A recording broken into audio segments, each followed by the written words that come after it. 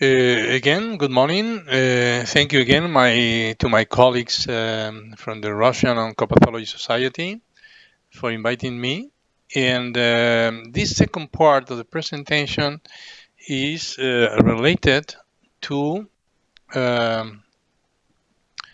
squamous cell neoplasm, granular neoplasm, urachal neoplasms, diverticular carcinoma, tumors of Mullerian type, clear cell adenocarcinoma, or endometrioid adenocarcinoma.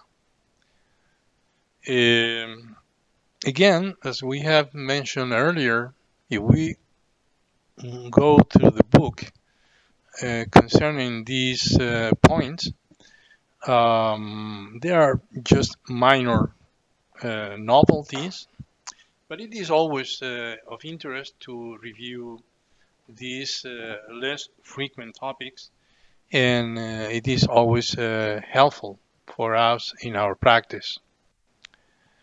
These are the classification related to squamous lesions or in the urinary tract. They include the squamous papilloma and only two categories as squamous cell carcinoma, that is the verrucous carcinoma, and the pure squamous carcinoma of the urinary tract.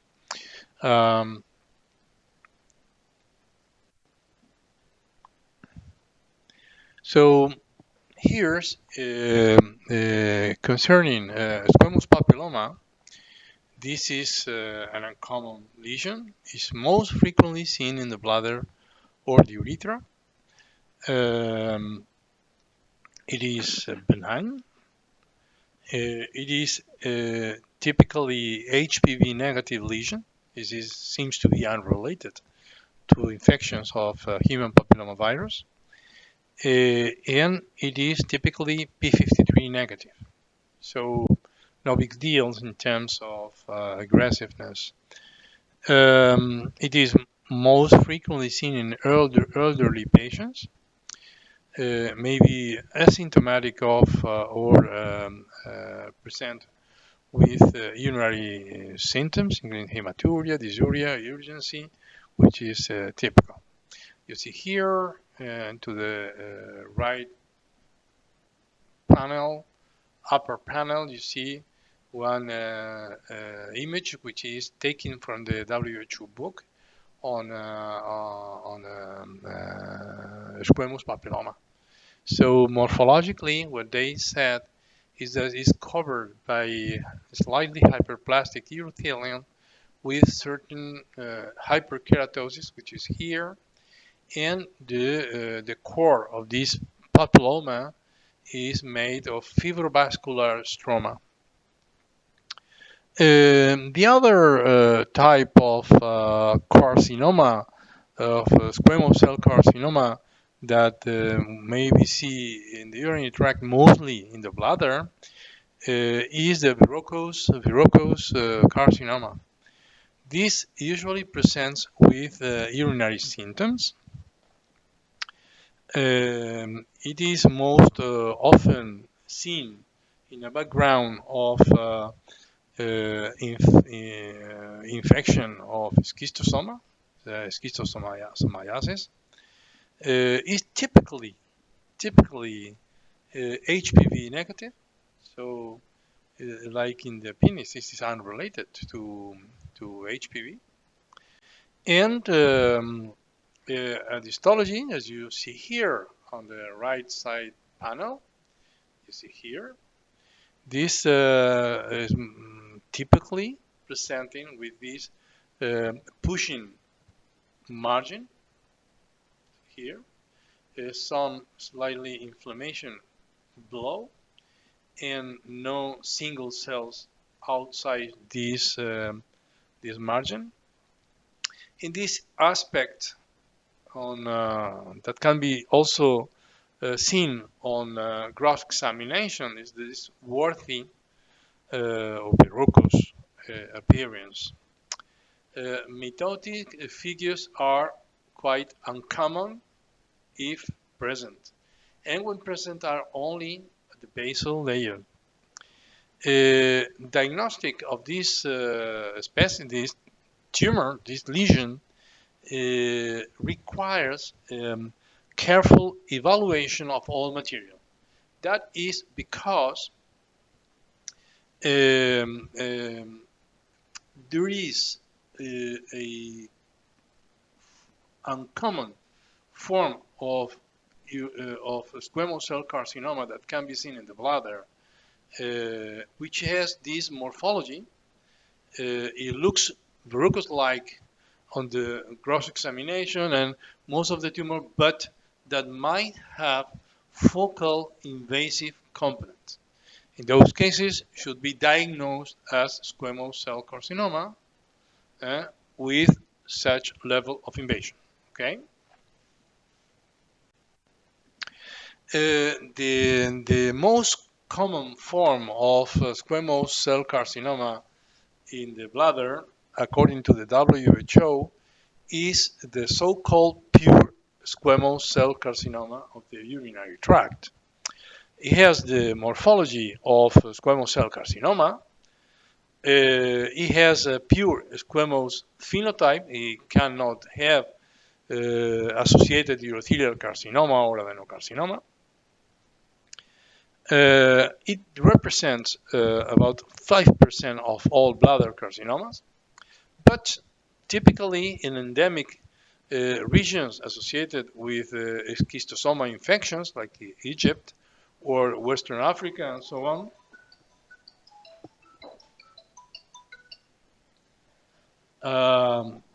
these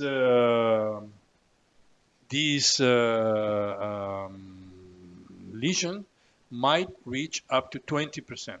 Curiously, for instance, there are studies in Western Africa from Angola that typically most cases with schistosoma develop adenocarcinoma and then urothelial carcinoma, and less frequently squamous cell carcinoma.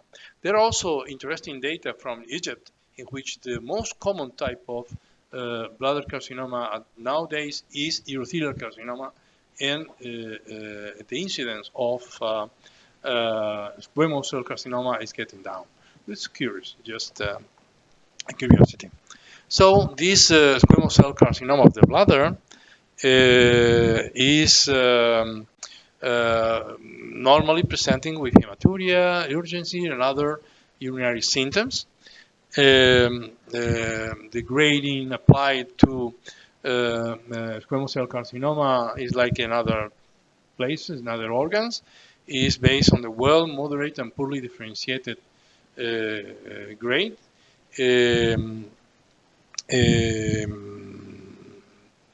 As a precursor lesions, we have sometimes identified associated lesions with features of carcinoma in situ, or squamous features, or even glandular carcinoma in situ, or even urothelial carcinoma in situ.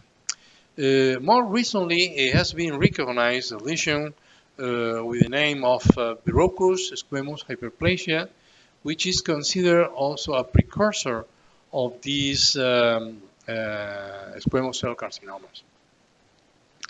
At the level of immunohistochemistry, squamous cell carcinoma usually express positive CK5-6, which is a common marker for basal cells. Then they express CK14, which is a marker for keratoblastic, for keratin expression. Desmoglein 3 is also positive. It's also a marker of squamous, of keratin differentiation, keratin producing tumors. But it's typically negative for Gata3 and FOX1 and uroplakin 2. In some of the cases, which are maybe associated with schistosomiasis, they may appear schistosoma X, which might be, as you see here at the right side of the panel, calcified, and may be also associated with a very heavy chronic inflammation. So this is interesting.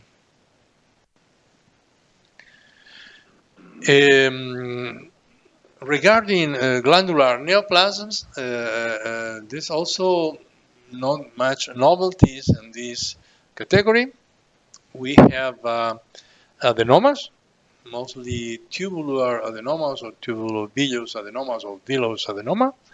We have adenocarcinoma nodes, not otherwise specified, which include a number of subtypes, but there's no need to record them anymore as separate lesions.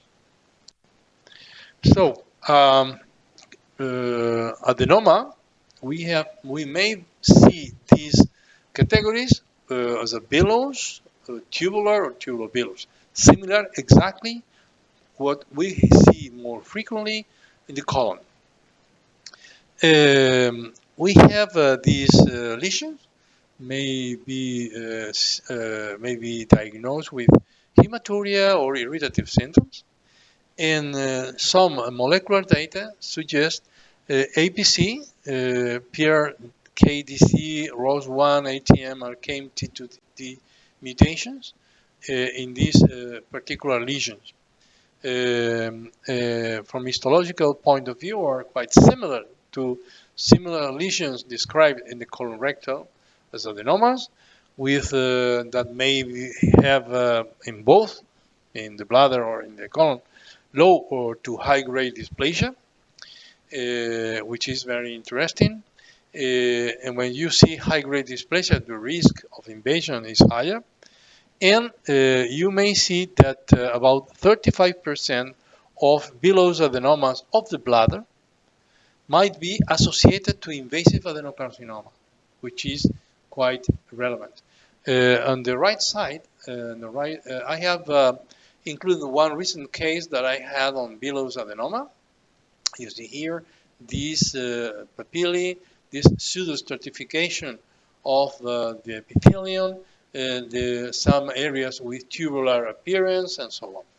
So this is a very typical, which is most relevant and most complex things in these tumors, in these lesions, is to establish if they are pure or adenomas or very well differentiated low-grade villous adenocarcinoma, as we see sometimes in gynecologic organs and so on. That is, and it is always difficult because we need to have clear invasion of the muscle, of smooth muscle fibers to guarantee that we are dealing with a very aggressive lesion. From immunohistochemistry, most tumors, most adenomas are CK20 positive, CDX2 positive, but gated-3 negative, PSA negative, and PAP negative. The prognostic is typically good after excision, after complete excision. But some cases, in spite of the resection and so on, they may progress to invasive adenocarcinoma.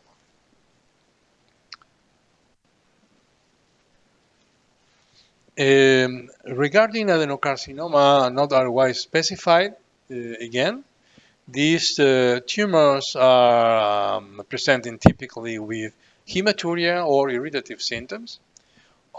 They present mostly in males. They represent from 0.2 to 2% of malignant bladder tumors. Frequently, they are associated to intestinal metaplasia, which might have different degrees of dysplasia. When you see low-grade or high-grade clearly defined using the same criteria as in the colon, okay? So you may use the term adenomatous change together with the intestinal metaplasia. This should explain that the adenomatous change shows features of low or high-grade dysplasia. That will help the clinician to understand the meaning of these very difficult lesions.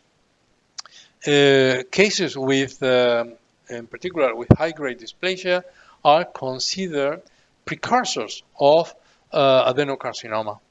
But it is unclear because most studies on follow-up of this patient did not show recurrence if or progression if the lesion was well excised, no? Well retrieved. A number of molecular alterations have been described in adenocarcinoma of the urinary bladder. Most frequent molecular alterations are TP53 mutation at the enteric type and KRAS mutation at the mucinous subtype.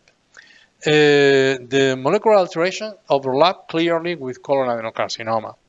An interesting finding is that KRAS is absent in urothelial carcinoma with glandular differentiation. So eventually can be used for differential diagnosis in some cases or selected cases.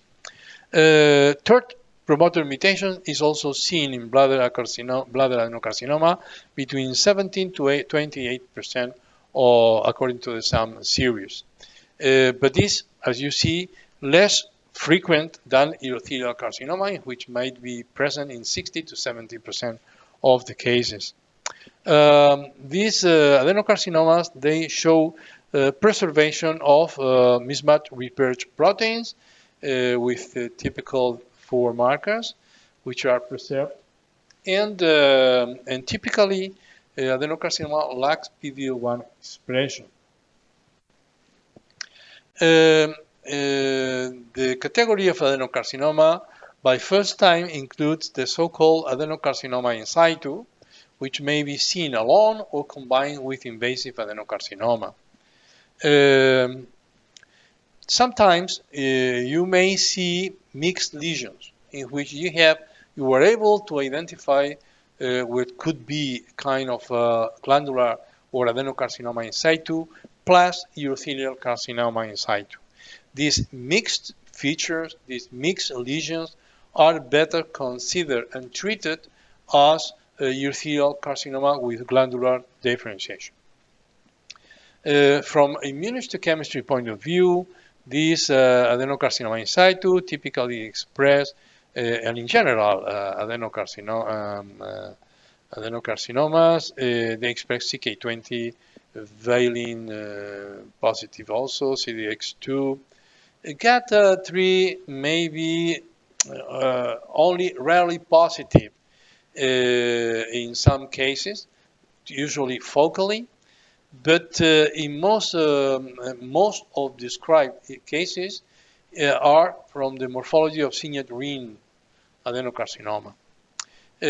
Of most interest from immunohistochemistry point of view in terms of differential diagnosis is the expression of nuclear beta-catenin, which is less common in bladder adenocarcinoma when compared with colorectal adenocarcinoma.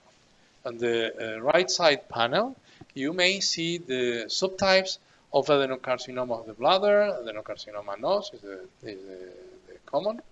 But then we have enteric subtype, mucinous, mixed adenocarcinoma of the others, signet ring cell adenocarcinoma, and adenocarcinoma inside. Here, there are some figures and images of these categories, the intestinal here and the upper left panel, the mucinous colloid in the left bottom panel, here top on the right side panel, signet ring cell adenocarcinoma, and then in the bottom you see the so-called adenocarcinoma NOS, which is this morphology, cruciform, and this morphology for adenocarcinoma in situ. This imaging I have here, it is a colloid carcinoma, mucinous carcinoma with the mucin legs, as you see here. But if you notice, there are some signet ring cells inside. This is something that needs to be clarified. those cases are mucinous or colloid adenocarcinomas. And they might have some, occasionally, some signet ring cells. But this is not diagnostic of signet ring cell carcinoma. Okay? Signet ring cell carcinoma is a diffuse disease. It has mucin, but this extracellular is not forming pools, not like colloid carcinomas and so on. The cells are not floating in a pool, or in a mucinous pool or lake, like this is common in the mucinous or colloid adenocarcinoma. In the signet ring diffuse carcinoma, these are single cell infiltrating, dissecting through the muscles of the bladder wall and so on. Important question is to, for practice, is to separate with the primary bladder adenocarcinoma from colorectal secondary extension, or even from urothelial carcinoma with glandular differentiation. There are a number of markers. As you see here, GETA3 is negative in both primary or metastatic adenocarcinoma, but it may be positive in urothelial carcinoma with glandular differentiation. Which is important, probably the most useful marker in this area is the beta-catenin expression. As you see here, beta-catenin expression is membrane and cytoplasm positive in more than 90% of bladder primary adenocarcinomas. By the contrary, in the colon cancer, it is more than 90% of the cases, the positive is nuclear, and which is also important. And as you see here, urothelial carcinoma with glandular differentiation shows a expression as a membrane or cytoplasm positivity of beta-catenin similar to the primary bladder adenocarcinoma. So using this beta-catenin properly can help us in some cases to suggest a primary or versus colon cancer extension to the bladder. As you see here in this image, is here to clarify the interpretation of this marker. As you see here, all these positivity in the large image is mostly, you see that it marks clearly, identify clearly the membrane and the cytoplasms. But the other thing is that you see the nuclei. You see in blue, you identify easily nuclei. But when you go to the this bottom right side panel, you see the same. The tumor is completely brown. There is no notice related to the membrane, and the nuclei are not visible or almost not visible. So what it means? It means that the big panel is typical for a primary blood urothelial adenocarcinoma from even bladder primary, the bladder propria, or even for urachus, the same morphology.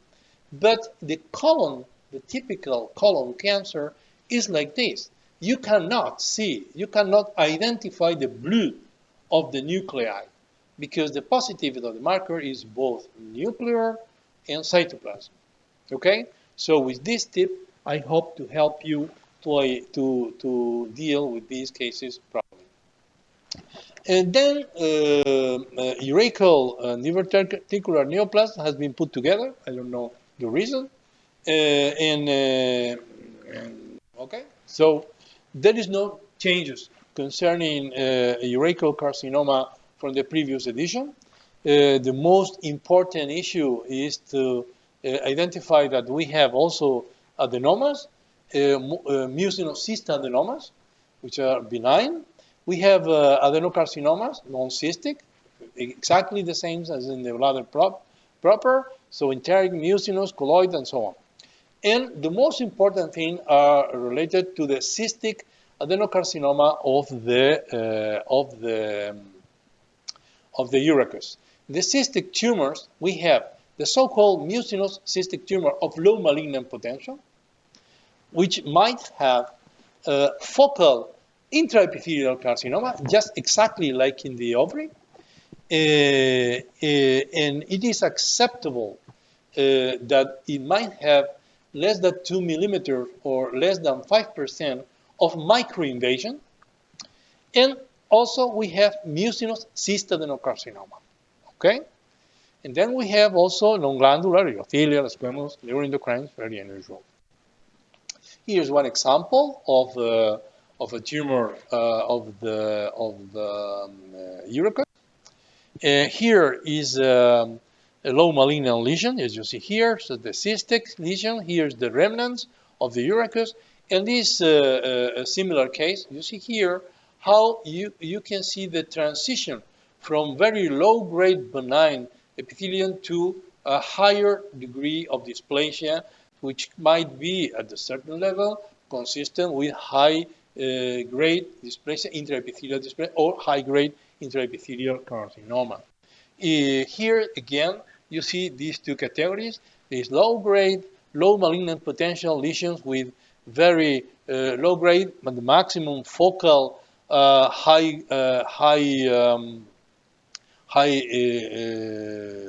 intraepithelial adenocarcinoma, or even very small foci of invasion.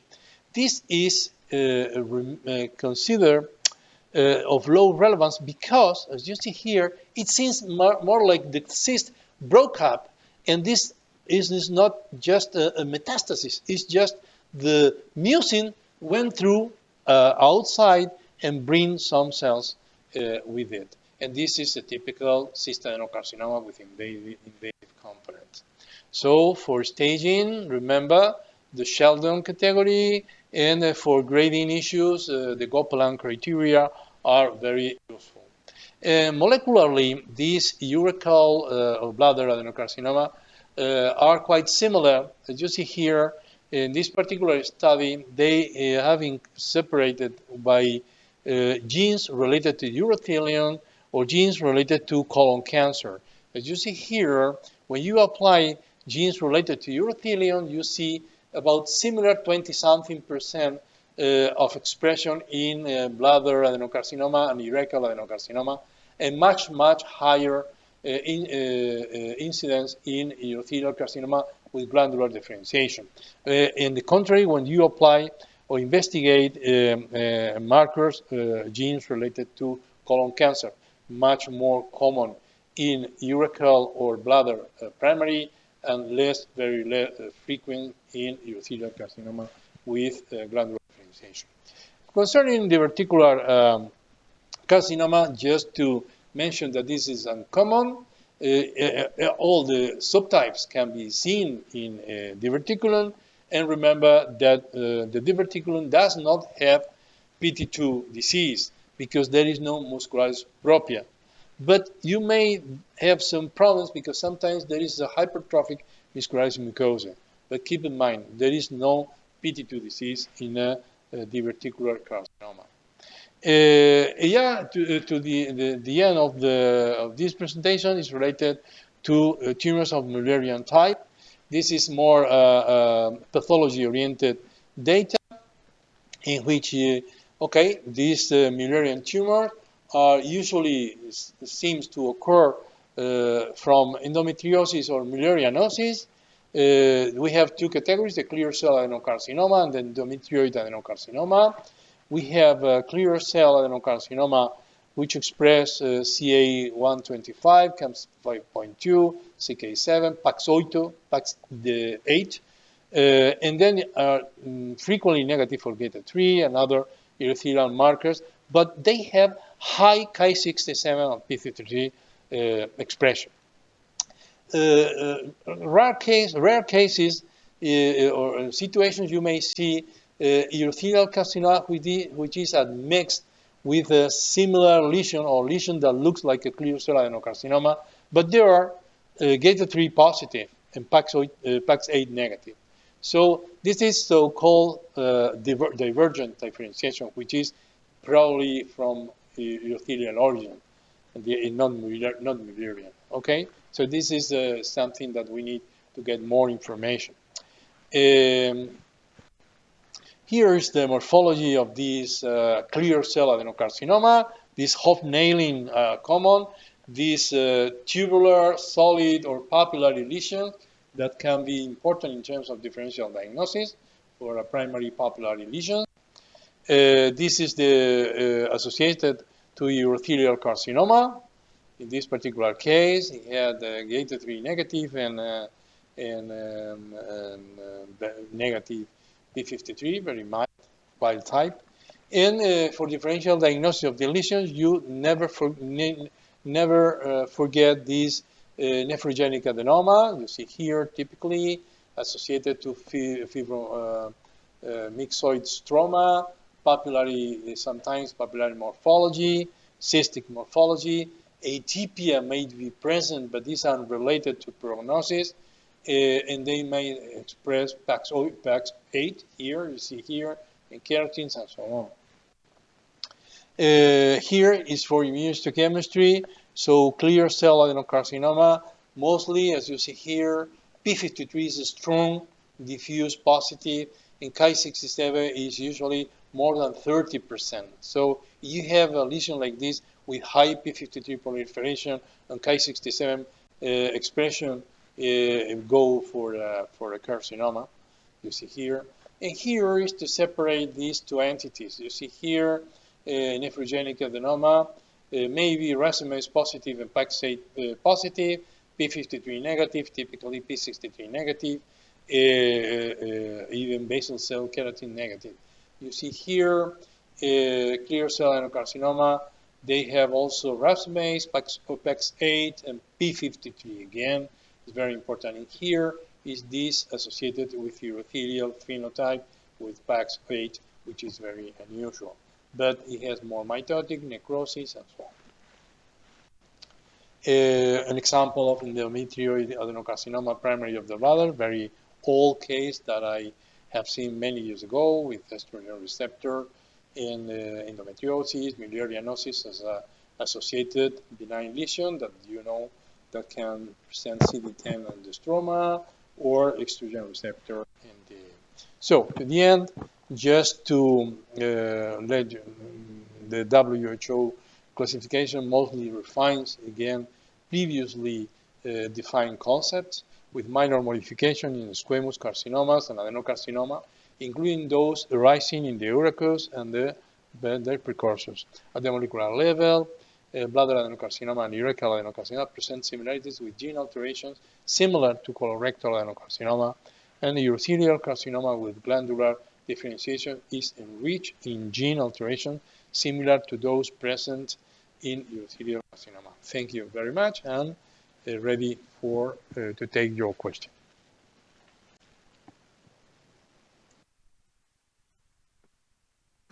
Thank you, Antonio. Now questions. Вопросы есть?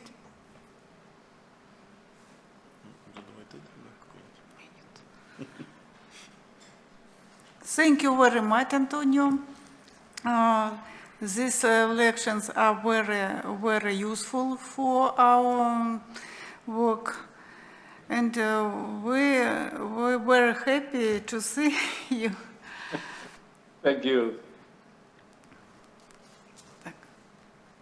Вопросы появились? Thank you, Antonio. We haven't questions.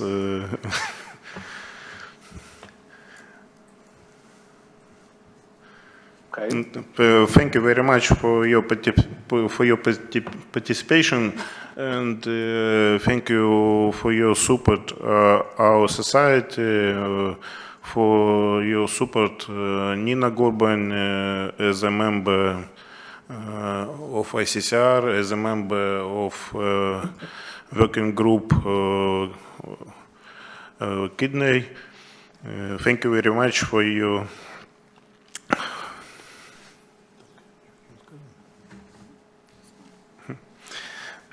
Now, so that's all. And enjoy the rest of the meeting. Bye-bye. Bye-bye.